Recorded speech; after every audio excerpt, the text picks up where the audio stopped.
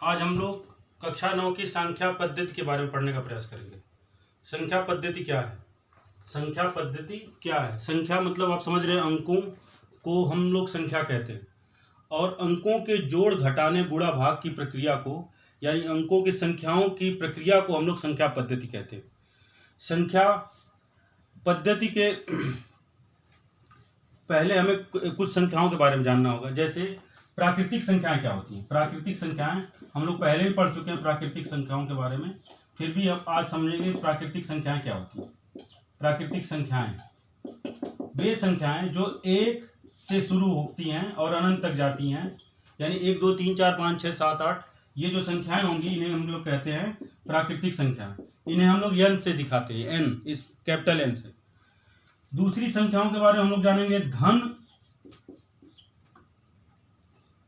पूर्ण संख्याएं। धन पूर्ण संख्याएं, धन पूर्ण संख्याएं वे संख्याएं जो 0 से लेकर 1 2 3 यानी जो 0 से शुरू होती हैं उन्हें हम लोग धन पूर्ण संख्याएं कहते हैं, या इन्हें हम होल नंबर भी कहते हैं या पूर्ण संख्या भी कहते हैं।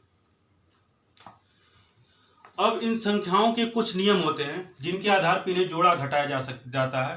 पहला नियम होता है इनका, पहला नियम है समवरक नियम।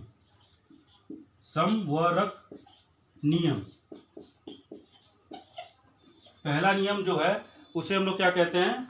समवरक नियम। समवरक में नियम में क्या होता है कि यदि दो संख्याएं प्राकृतिक संख्याएं हों, यदि a और b क्या हों? प्राकृतिक संख्याएं हों, a b belongs to n, तो a प्लस b भी क्या होगा? n में होगा। यदि a और b प्राकृतिक संख्या हों तो उनका योग भी प्राकृतिक संख्या होगा।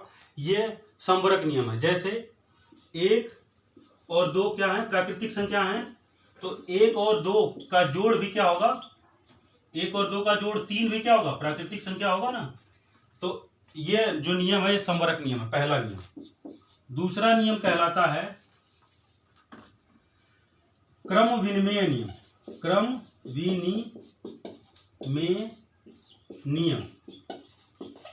क्रम विनिमय नियम में होता क्या है कि यदि a और b प्राकृतिक संख्या हो या पूर्ण संख्या हो तो उनका योग और उनके आपस में अगर उन्हें बदल दिया जाए तो उनका योग आपस में बराबर होगा। यही नियम क्या कहलाता है? a प्लस बी बराबर b प्लस ए। जैसे एग्जाम्पल के लिए, जैसे 1 और 2 प्राकृतिक संख्या है तो 1 प्लस 2 बराबर 2 प्लस 1 बराबर 3। यानी अगर किसी संख्या को 1 को 2 में जोड़े और 2 को फिर 1 में जोड़ दे तो दोनों का मान क्या होगा? सदैव बराबर होगा। यह नियम जो कहलाता है कम्यूटेटिव लॉ या क्रम विनिमय नियम। तीसरा नियम है साहचर्य नियम। साहचर्य नियम, साहचर्य नियम में क्या होता है? यदि 3 संख्याएं a b और c क्या हो? प्राकृतिक संख्या हो, तो उनका योग a प्लस b प्लस c, a प्लस b एक ब्रैकेट में प्लस c बराबर a प्लस b प्लस c, जहां a b c क्या हो? प्राकृतिक संख्या हो। जैसे माना 2 3 4 क्या है?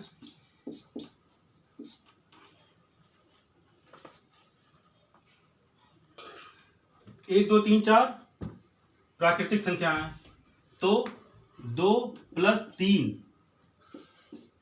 प्लस 4 बराबर 5 प्लस 4 बराबर 9। इसी तरह इसके लेफ्ट हैंड साइड को भी, राइट हैंड साइड को भी देखिए,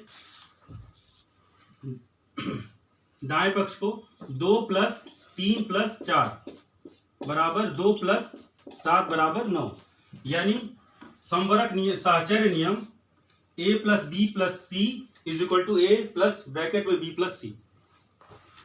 आइए हम लोग कुछ नियमों को, कुछ सवाल करते हैं, 1 2 सवाल करते हैं।